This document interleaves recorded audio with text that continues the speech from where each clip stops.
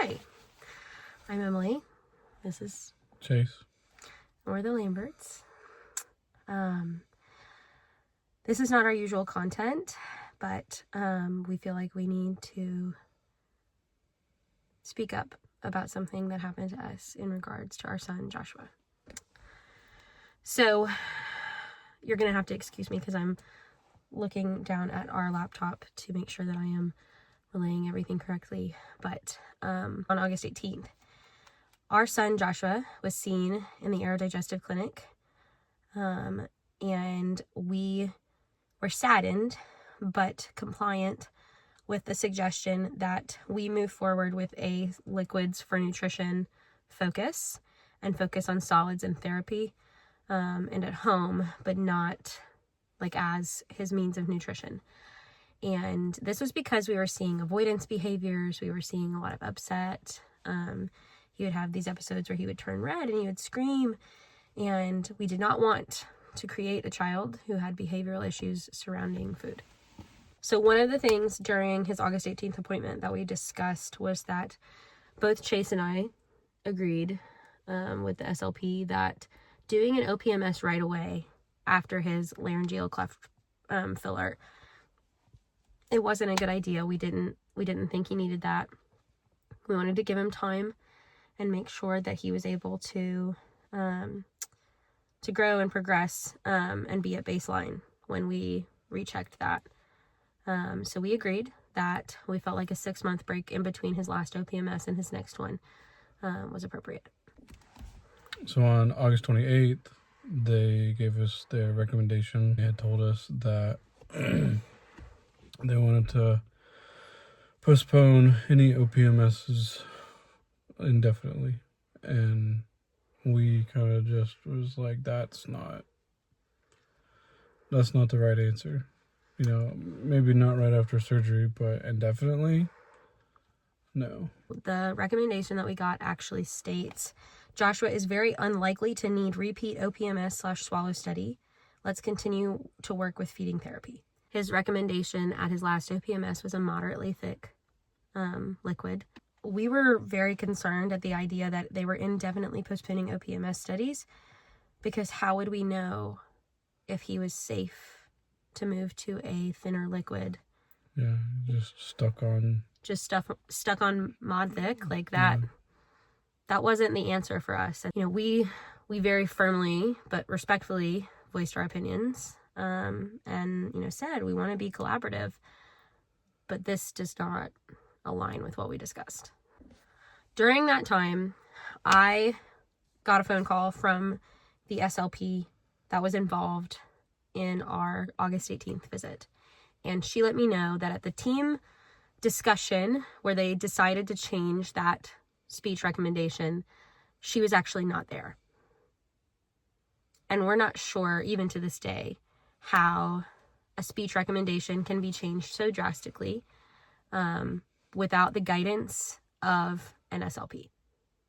So the next part of this is that we had a care call with the head of ENT, their clinic operations manager, I think is her official title, and the PA that we were working with at the time. And during that call, we were told, we do see a lot of kids like Joshua who have difficulties in our clinic, and eventually they work it out. I cannot tell you exactly why. I feel like we have done interventions and we have ruled out bad or sinister things. He then told me that he didn't want me to take it the wrong way, but that if we felt that we needed a second opinion, that they could help facilitate that to see, or to get another set of eyes on him and to see if there were things that he was missing. We did pursue that and are pursuing that with the Cincinnati Children's Hospital. On September 18th, that is when we had the instance of vomiting where my husband was feeding him. Chase, do you want to? I mean, he was, you know, eating okay for how he was eating at the time, and we were doing the multiple puree and the little piece of graham cracker like we had been and had been instructed to by his speech therapist. Yeah, and we do that in speech therapy, or in, I guess, feeding therapy. And he just, I don't know if he coughed or gagged. I mean, I guess he gagged, but all of a sudden he's just puking everywhere, and it's coming out of his nose, and yeah, it freaked me out, and definitely freaked him out. Yeah.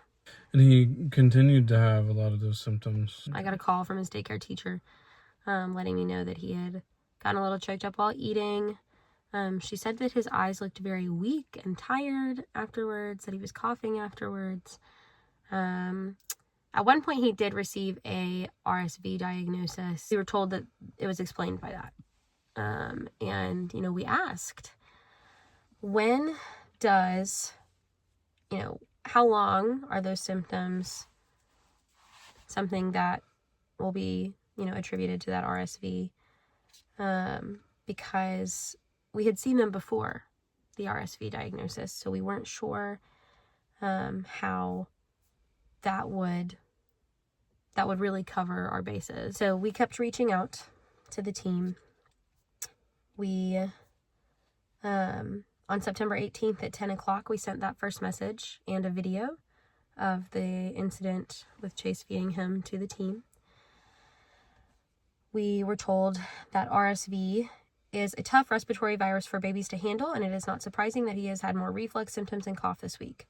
With any viral illness, we tend to see the slowing of the GI tract, which in turn often leads to worsening reflux and sometimes vomiting. Please continue to offer small volume feeds slowly while he is sick. Saline and suctioning before feeds can really help as well.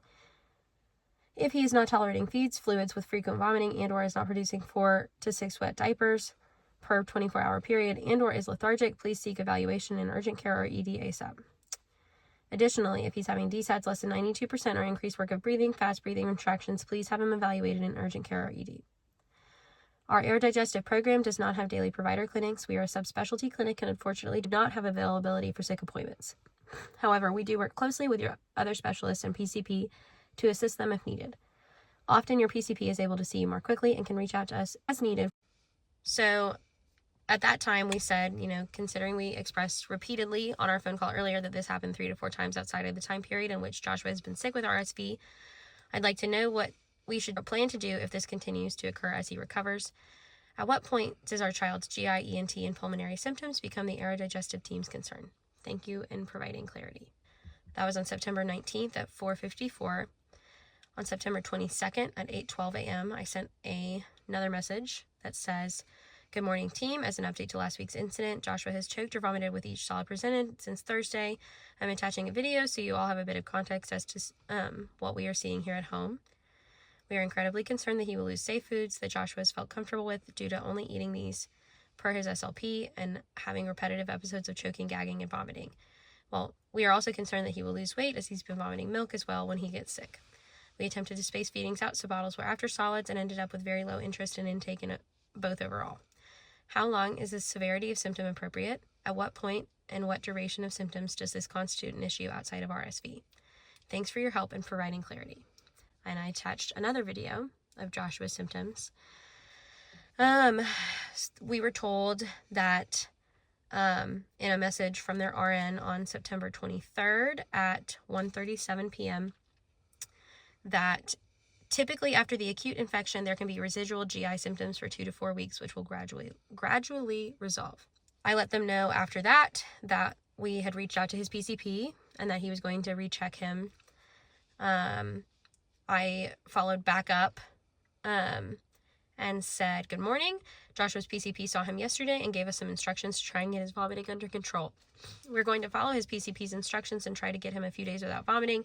And if he's still having symptoms on Monday, I'll plan to have him checked out in the office again." His father and I are pretty concerned that he is currently 18 pounds 2 ounces and was 18 pounds 6 ounces at our last team clinic on August 18th. This message was sent on September 25th. We do want to be transparent about our concerns about his weight and see if there are any suggestions for supporting his weight gain.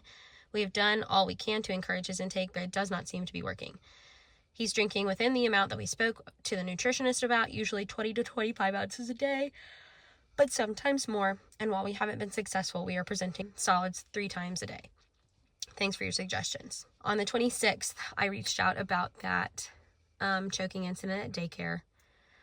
We said, hi there, we had another choking incident at daycare today. I reached back out to our PCP, and he stated to continue on with our plan of feeding small amounts through the weekend and to reach back out to you all if he continues to choke over the weekend. Just wanted to give some heads up in case we reach out for help next week. I know you guys expressed we should go through our PCP, but if we stay how we have been over the weekend, he has now instructed us to go back to you all. Crossing our fingers, it's not needed, but do want you to know that he's putting the ball in you all's court moving forward. Thanks. We received a message back from their RN saying, hello, thank you so much for reaching out to our team with this update. I've forwarded your message to the Aerodigestive team. In a different message, I had asked about getting GI and palm follow-ups like we had spoken about during our care call on the 11th, something like that. They said that they had also forwarded our concerns with scheduling outpatient GI and palm appointments to further clarify. On September 29th, I reached out and said that he had more instances of choking and gagging with feeding over the weekend. I told them that he had increased cough and runny nose with watery eyes with feeding, which we know to be a symptom of his aspiration. When he was first diagnosed, we actually had no idea that he had been aspirating because he didn't typically cough. Mm-hmm. He had sounded like he had a cold for his entire life. I, said that we were concerned because he seemed like he wasn't able to cough hard enough to get mucus up like he had before. That we had been doing his sick protocol for his asthma since September 8th. And that the fact that he was not getting better as we got further away from that RSV diagnosis was concerning to us. I got a call from their RN. She let me know that they called in 3% hypertonic saline for his nebulizer. I let them know that we appreciated them calling it in. We'll pick that up this afternoon if they're able to get it in. But that his pharmacy had let us know that it was out of stock and they were going to have to order it. From there, I said in regards to hydration, Joshua was regularly showing refusal behaviors with bottles and solids. His PCP recommended small volumes previously, which was the main recommendation brought up on our most recent call. Even with small volumes, we've seen minimal success. One of the things that we had been seeing was that he would act super hungry. He would, milk, yes. Or try to get something that one of us or... Right, reaching for our food. Yeah. Reaching for our drinks. Mm-hmm. And then we would offer him his bottle and he would push it away. Or we would, sit him down to eat and the feed would last 5 minutes, 7 minutes. Yeah, 3 bites. 3-4 bites. And then we're getting, him pushing away, him leaning out of the chair, him getting very upset or, doing those, choking and gagging things. And for us, that was concerning because we didn't have any way to know what was going on in there. And our biggest fear was ending up back in the hospital. Mm-hmm. We didn't want to end up in a situation where he was dehydrated or he was malnourished or he, didn't have what he needed to sustain himself. And so if we had to do lots of bottles every day to get him what he needed, then that's what we did. We are a year postpartum and I still pump multiple times a day, every day. It's one of those things that I will just do for him because I wanted to support his growth, but not the average track for a 1-year-old child at all. In the afternoon of September 29th, I got a call from a different PA. We actually have not met this person in person. And she let me know that the team was recommending that we bring Joshua in for an observation admission. And that we had 2 options.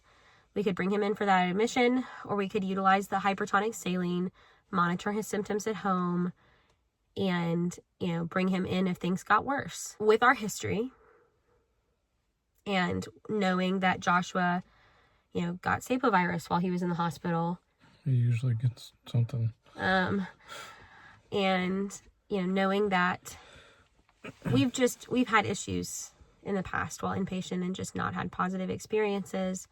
And knowing that we have a little boy who is walking now and, loves to touch everything and put everything in his mouth, we wanted to avoid the hospital environment as much as we could.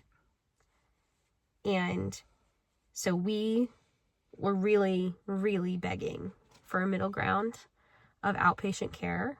We were happy to bring him up to the hospital to see providers. We were happy to bring him up to the hospital for any, testing that they wanted to do or anything. But we expressed that admission was something that we were just really uncomfortable with given our history. During that phone call, she let me know that she would reach out and see if we could get an appointment with the GI provider or the pulm provider.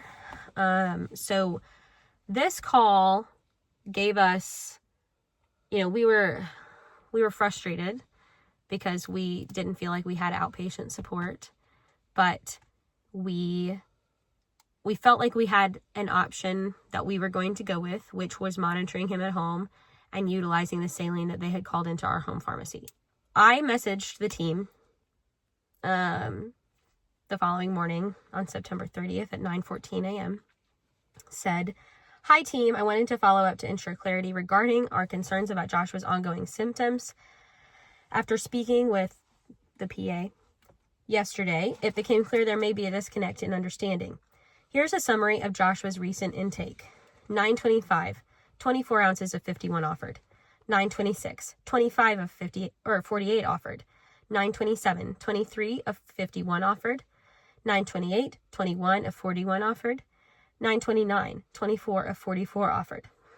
And when you think about his intake at that point, you have to take into consideration that half of his bottle was banana puree, which we were thickening with. So it was 4 ounces of milk to 4 ounces of puree. I continued in this message and said, "These feedings often take up to 2 hours. On some days, like 9:18, only 10 ounces of intake. I've had to use a syringe to get fluids in. He fatigues easily and coughs frequently while eating or drinking. Our top concerns remain his vomiting during solids and worsening cough." PA mentioned our only options were inpatient observation or waiting for our next appointment. While we appreciate her offer to reach out to GI doctor, even an outpatient visit wouldn't address the speech and respiratory concerns.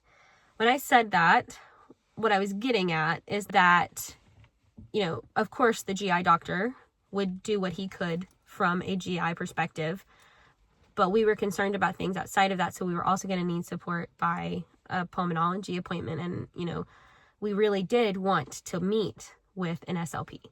I said, "We reiterated our worries about weight loss despite using Elicare in bottles and pudding as per his SLP. Given our past inpatient experiences, we are hesitant to agree to admission without a clear plan outlining goals and testing. We are truly hoping to avoid admission and hospital exposure and are hopeful that there is a middle ground to address Joshua's symptoms as an outpatient. Thank you, the Lamberts." I realized after the fact that I had not addressed the refusal symptoms that they had mentioned on that phone call, so I responded to myself. And I said, "In regards to the refusal behaviors, this is what causes bottles to take long periods of time and very quickly ends trials with solids. He pushes bottles away, turns away, cries, screams, etc. This leads to multiple breaks and causes feeds to be spread out over the length of a bottle being safe to drink. We were instructed that this is 2 hours from the time that he starts it. Just wanted to provide that clarity for you all." So at that time, I think, we were planning to just monitor, right? Yeah, obviously, if we had concerns about hydration status, like a real reason to go to the ER. Right. Joshua was sleeping a lot. He, we were told by his daycare teacher that he laid himself down before taking a nap. We were seeing him go to bed earlier and sleep a lot. We were, seeing these, 3 or 4 hour naps at daycare. And so we were concerned, but because he was drinking within the amount that we were told that he should be, and we were seeing typically averaging 9 diapers a day, constantly going. He was obviously getting enough fluid. We were not super concerned about an issue that would put his safety at risk. From the information that we had previously been given by that team, we felt confident that he was hydrated. We had pulse ox monitoring and oxygen here at home. We have inhalers. We have all kinds of medicines for him that he has on a daily basis. So, we were frustrated, but we felt that it was still the best choice to avoid the hospital environment. At this time, I did post on my Facebook, and it was a public post, asking for prayers for our son. I also posted on our TikTok asking for prayers for our son and explaining the situation, and that the team was offering only inpatient observation or to wait. We also posted publicly about receiving correspondence back from Cincinnati Children's.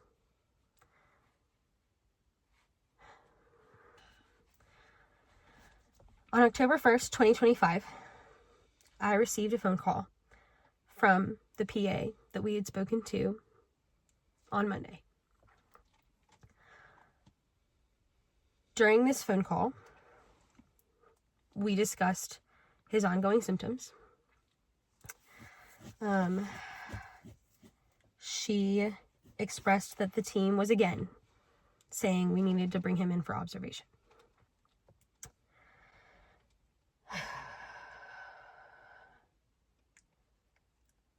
Sorry, I'm scrolling to make sure that I'm quoting her verbatim and correctly. It was obvious to us that they were irritated with the level of communication during our care call with their clinic operations manager, the ENT, and the PA, the other PA.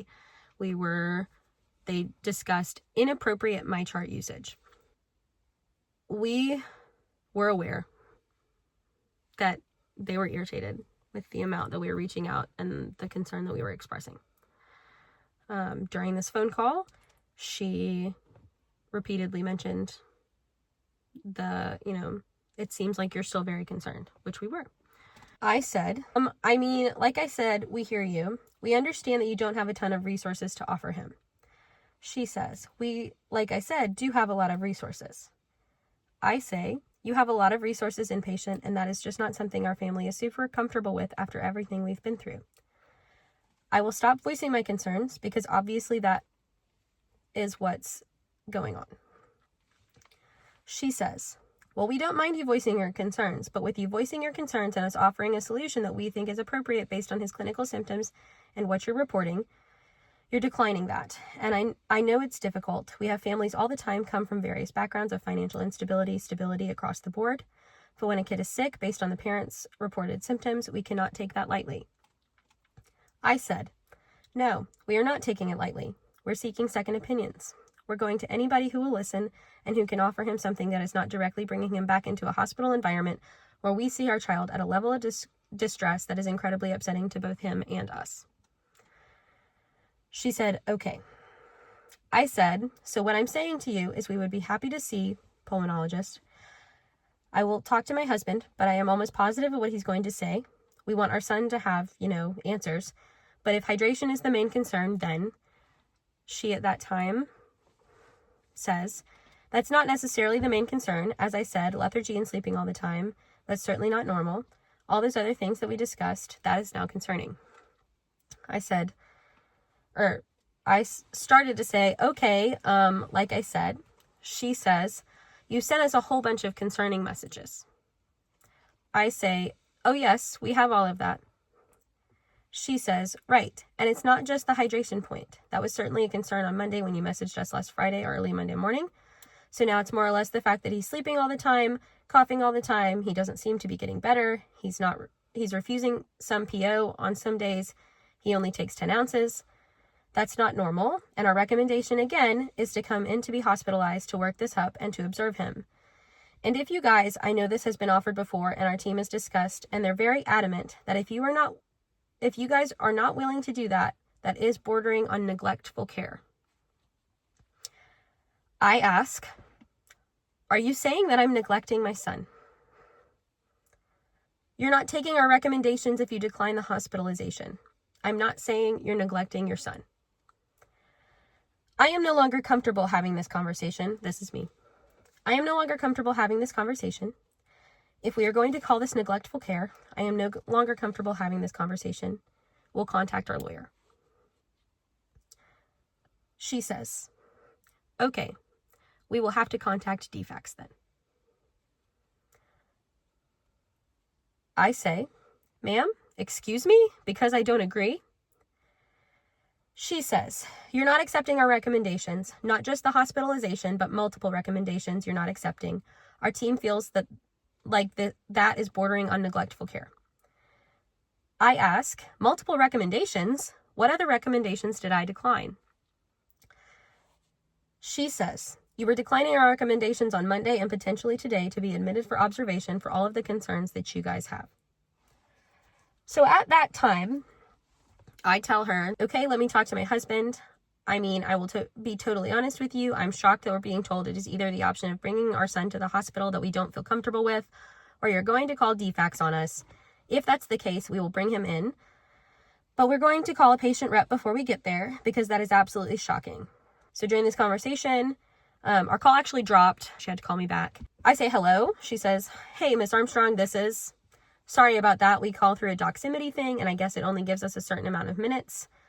I say, so I guess you're not really giving us an option if you're going to call DFCS on us. She states, so just let me just review. We have sent you a lot. You have sent us a lot of concerns about Joshua.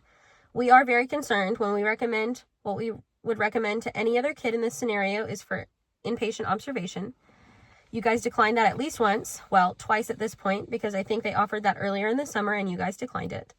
So based on those two things, you declined 2 treatment options, but you're still sending us multiple messages a week that you're so concerned about Joshua, which makes us very concerned about Joshua. We start discussing Cincinnati, and I say, we're reaching out to other hospitals. We're taking him other places. We are obviously concerned and, looking into other options, but we don't have control over their scheduling. At one point, I, said I would be really shocked if Cincinnati called DFCS due to let me quote.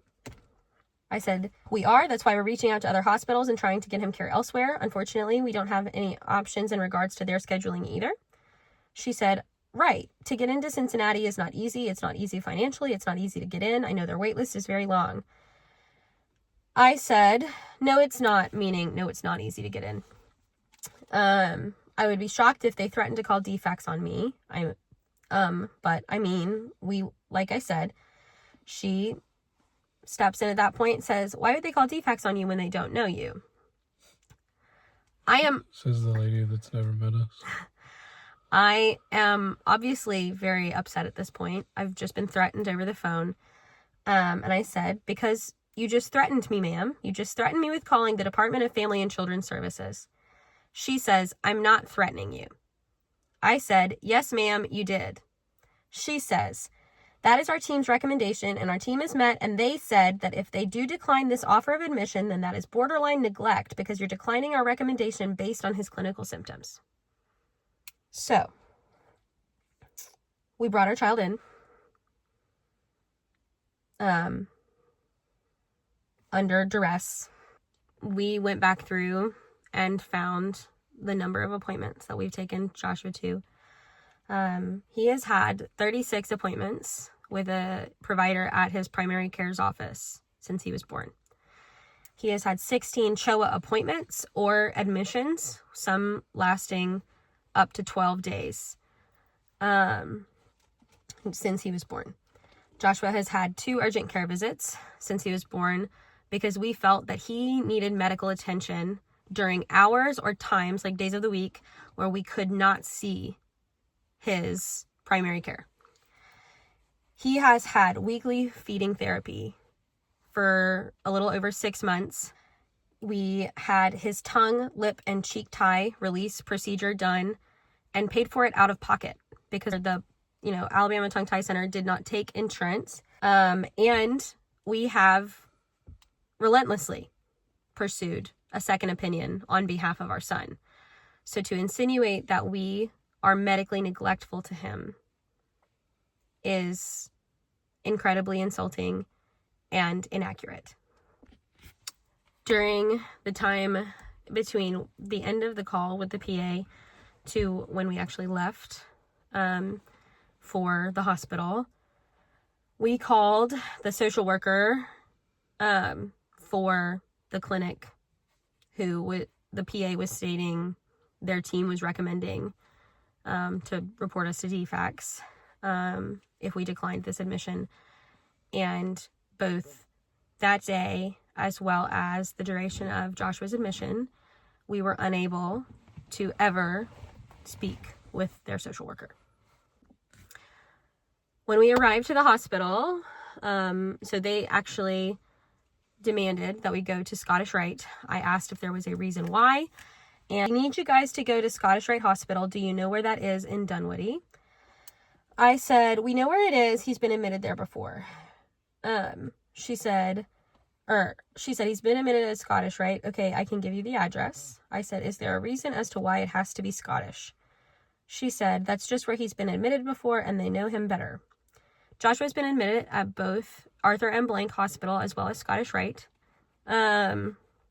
So this rationale was just odd to us. I mean, at that point, we weren't going to argue logistics like that because we were terrified.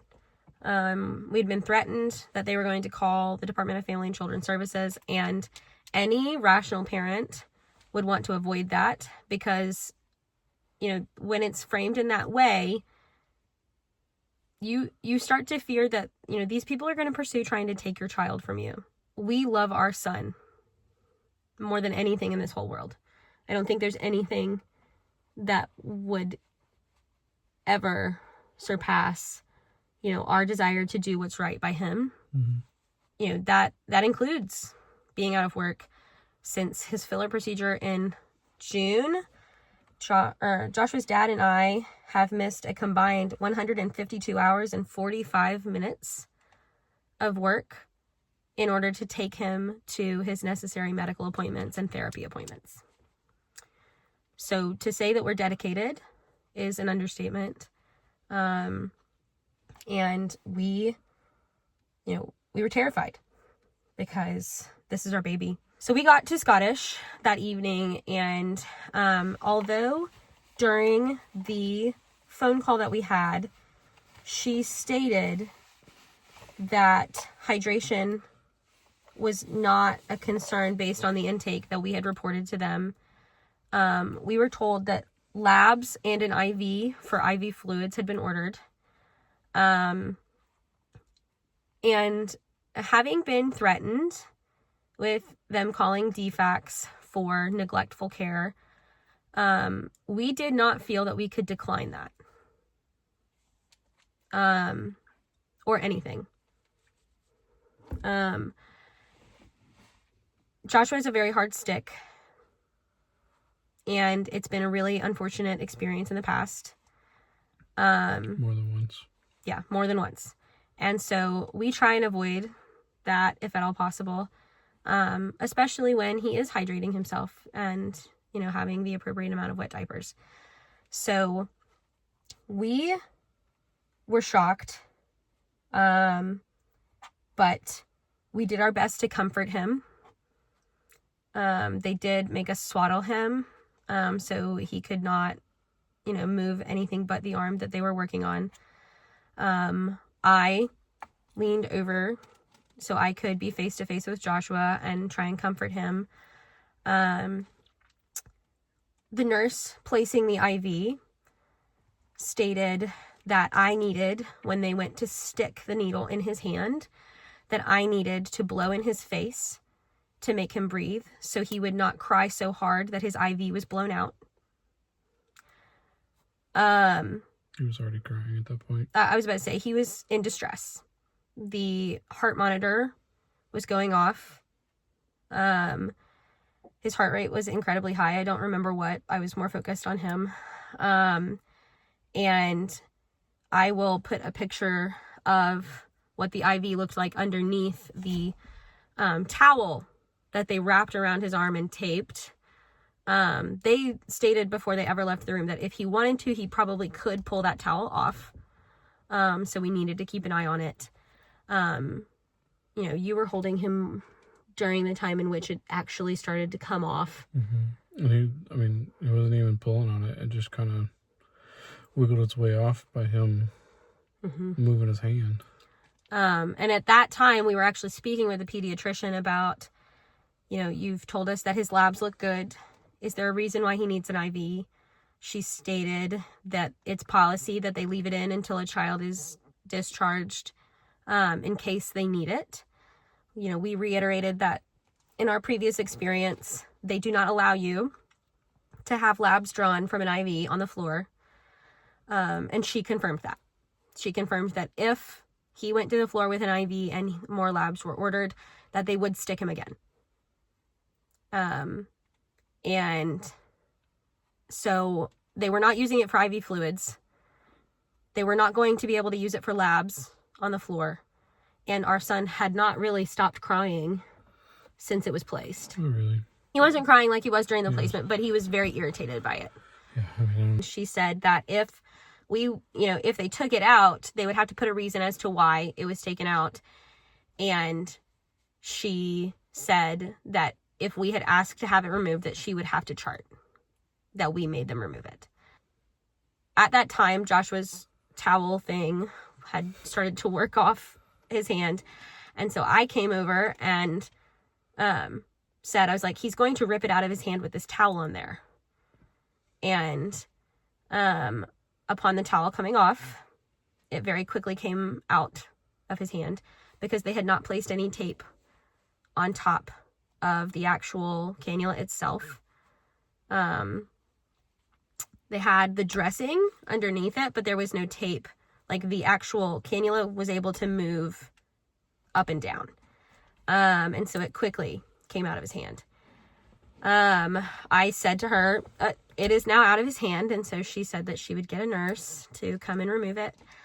And they came in, and the nurse, I'm sure she was trying to make light of a situation where she was aware that the parents were very concerned and very upset. And she said something about, he's got a juicy little vein there. You might want to hold some pressure. And Josh was crying because they had to pull I would assume it's Tegaderm, the dressing that was on it. And so, that's irritating to your skin, and he was upset. And so he's moving around, and there's a Band-Aid with a little bit of gauze. And, I don't even know that it was 5 seconds. I had stepped back to put something in the backpack or whatever. I don't even know. But I saw drips of blood on the ground, and I'm like, oh, she must have dropped that while she was moving, the IV that had just come out around. And at that time, you had turned around and had uncovered the puddle of blood on the floor, all over her, all over Joshua. So I was covered in Joshua's blood. Joshua was covered in Joshua's blood. And when the nurse came back in, she goes, oh, you weren't able to apply pressure. And all of this occurred over an IV that our son admittedly had no clinical reason to have because his labs were fine. He was hydrated. We could have reported that. We did report that to the team that brought us in. And we did not feel that we could decline it out of fear for being reported to DFCS. Later, they came in and let us know that they were doing vitals every hour in the ED, and that because Joshua was under 18 months old, that they were required to do a rectal temperature every hour. So we were concerned because Joshua gets a pretty bad diaper rash from the formula we have to use for him, but it is the best reaction that we've had. We do treat the diaper rash. We do, with Boudreaux's butt paste and A&D ointment and things like that. And he hates that too. But we said, he's really raw down there. Is there a way we can do his temperature under his arm? And at that time, we were told that if we declined a rectal temperature, that it was going to be charted, that we refused. So again, we felt that we did not have a choice but to allow them to do a rectal temperature on our almost 13-month-old at that time, because we did not want them to have it in his chart that we had refused any kind of treatment because we were being accused of neglectful care. So during the duration of his stay, Joshua did have a swallow study that gave us some clarity and gave us some reassurance that he was not aspirating. We adjusted some asthma meds, which was also a positive. We added Periactin, which they told us should help treat the vomiting and hopefully give him more of an appetite, which will help us avoid the refusal symptoms that we were seeing. But the entire thing was just shadowed by this fear by both of us that if we did not immediately agree with everything that the physicians said, or if we raised any concerns or asked questions, that the hospital was going to try and take our child. So there's a reason for us telling this story.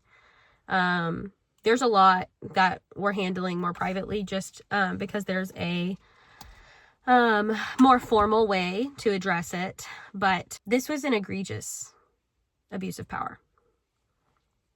And unethical. We've done everything we can for our son, and if you know us, you know how much we love him. You know that we would do anything to help him be his healthiest self. And, our families have bent over backwards to support us through this journey, both monetarily, with their time, with everything. And we feel that it's really important that we speak up and tell people that this happened, because if it can happen to us, it can happen to anyone. I have spent every second since that phone call at a level of hypervigilance that is just not sustainable. It's caused incredible distress for our family and monetary losses. Physicians are required to report suspected abuse and are often protected for making those reports as long as they are in good faith. But with the knowledge of the extents that we've gone to for our son, I don't know how that was ever even remotely a possibility. From what the hospital has told us, there was not actually a referral filed since we came in. It appears to us that this was a means to intimidate us and to bring us in for treatment that we had repeatedly expressed we were just not comfortable with due to the behavior and the treatment that we had received inpatient previously. We want to bring awareness. We want everyone to know that this is something that can happen. And we want to thank everybody who has stood by our side and continues to stand by our side in regards to our son's care. We felt like we couldn't be quiet about this one. So, do you have any things to say? Not that's appropriate. So, there's a story. We hope that in some way, shape, or form, we are able to help a family like ours and raise awareness that this kind of tactic can be used with families. So, again, thank you to everybody who's been praying for us. Thank you to everybody who's supported us and continues to support us. And we look forward to keeping you updated with all of the things going on with Joshua moving forward, because things are looking up. He's doing a really good job. He is. So, all right. Thank you. Bye.